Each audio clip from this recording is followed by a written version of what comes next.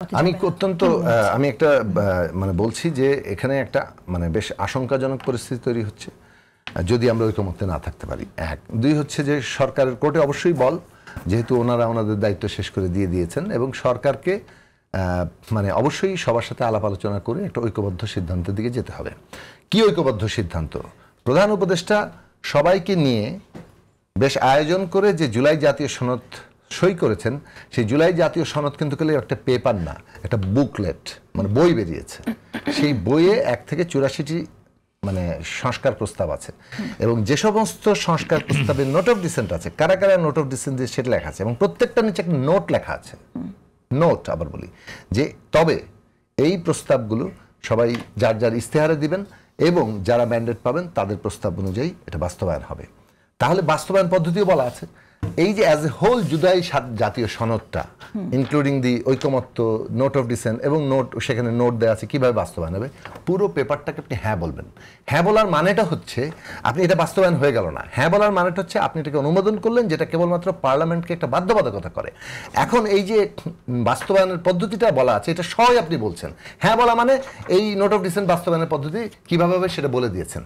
এখন প্রশ্ন হচ্ছে হঠাৎ করে নোট অফ ডিসেন্টগুলো উঠিয়ে দিয়ে আপনার যে প্রস্তাব, যেটার সাথে আমি একমত না, আমাকে বলছেন যে না এটার উপরেই হবে। তাহলে ধরুন কথার কথা আপার হাউস মানে আপার হাউস পিয়ারে আমরা চেয়েছি, এনসিপি চেয়েছে আপার হাউস পিয়ার, বিএনপি চায় নাই, তাহলে বিএনপি কি না ভোট দিবে? আপনি বিএনপির জন্য কি অপশন রাখছেন মানে হ্যাঁ না ভোটে? তাহলে এই যে আপনি পুরো একটা মানে লাগালেন, এটা কি তারা ভুল করে করেছেন না কি করেছেন সে ব্যাখ্যা আমরা চাই। আমরা মনে করি জুলাই জাতীয় সনদ যেটা সিগনেচার্ড জাতীয়ভাবে এবং পুরো দেশের সামনে, সেটার ভিত্তিতেই হ্যাঁ না ভোট হতে হবে। এক, তারপরে যা বলা হয়েছে সেটার সাথে আমরা একমত যে একদিকে এটা অনুমোদন বাধ্যবাধকতা, অন্যদিকে কনস্টিটিউয়েন্ট পাওয়ার দেওয়া। তবে আমি আবারও বলবো আমাদের দাবি সংবিধান সংস্কার পরিষদের, কিন্তু এটা নামের বিষয়ে কিন্তু ঐকমত্য হয় নাই। যদি সেটা সবাই মেনে নেয় আমাদের তো আপত্তি নাই। এখন আসেন আদেশের প্রশ্নে, গণভোটের আদেশটা কে দিবে?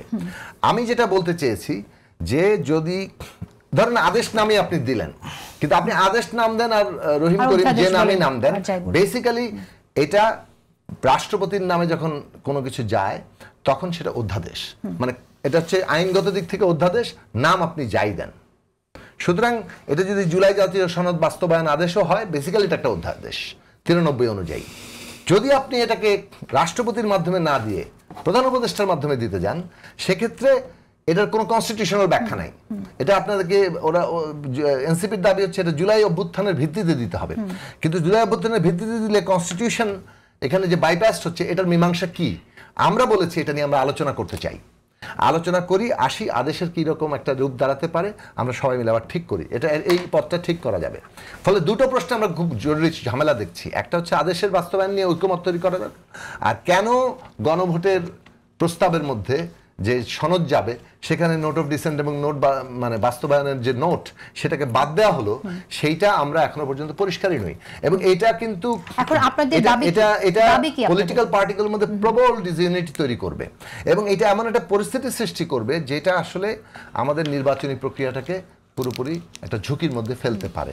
সেই জন্য আমরা রাজনৈতিকভাবে বলবো যে যেহেতু যেটা সেটেল ম্যাটার এবং আমরা উই হ্যাভ সাইন্ড, আমরা সবাই সই করে ফেলেছি, সেই সেটেল জায়গাতেই আমাদের থাকা দরকার। এখনো পর্যন্ত সেটেল হয়নি আদেশটার কি মানে কিভাবে হবে, সেটা আমরা যথেষ্ট সম্মান রাখি। যাদের যা মতামত আমরা একসাথে বসবো, কথা বলবো এবং আমরা প্রয়োজনে সরকারের উদ্যোগ নিবে, এখনো সময় আছে। কারণ এই আদেশ দেওয়ার জন্য সরকারকে যদি আরো কিছুটা সময় নিতে হয়, সেক্ষেত্রে আদেশের বিষয়টা আমরা সময় নেওয়ার জন্য। ঠিক আছে, আমি খালেদ সাইফুল্লাহ আপনার কাছে আসি। কারেকশন করতে হবে। 7ই আগস্টে প্রেস রিলিজ দিতে পারে বঙ্গভবন, কিন্তু এই আলোচনাটা হয়েছিল 5ই আগস্ট সন্ধ্যাবেলা এবং সেইখানে প্রেস রিলিজে যেভাবে লেখা আছে যে সিদ্ধান্ত হয়েছে, আমরা বলেছিলাম এবং সিদ্ধান্তটা এরকম ছিল যে যেহেতু বৈষম্য বিরোধী ছাত্র আন্দোলন দাবি করেছে যে ক্ষমতা একটি অন্তর্বর্তীকালীন সরকারের হাতে হস্তান্তর করতে হবে শেখ হাসিনা পদত্যাগ করে, কাজেই একমাত্র রাষ্ট্রপতি যে বক্তব্য দিবে সেই বক্তব্যে এই কথাটা বলতে হবে যে অবিলম্বে ছাত্রদের দাবি অনুযায়ী অন্তর্বর্তী সরকারের গঠন করার উদ্যোগ নেওয়া হবে এবং এটা অবশ্যই ছাত্রদের সাথে এবং সকল স্টেক হোল্ডারদের সাথে আলোচনার ভিত্তিতে। শুধু ডিসিশন ওয়াজ দ্যাট। কিভাবে প্রেস রিলিজ গেছে আমি জানি না। আমরা 5 তারিখ সন্ধ্যা 7টা-8টার সময় আলোচনা হয়েছে, কাজে এটা 7 তারিখে ওনারা প্রেস রিলিজ দিতে পারেন, বাট এটা 7 তারিখে বিষয়ে কোনো আলোচনা হয়নি।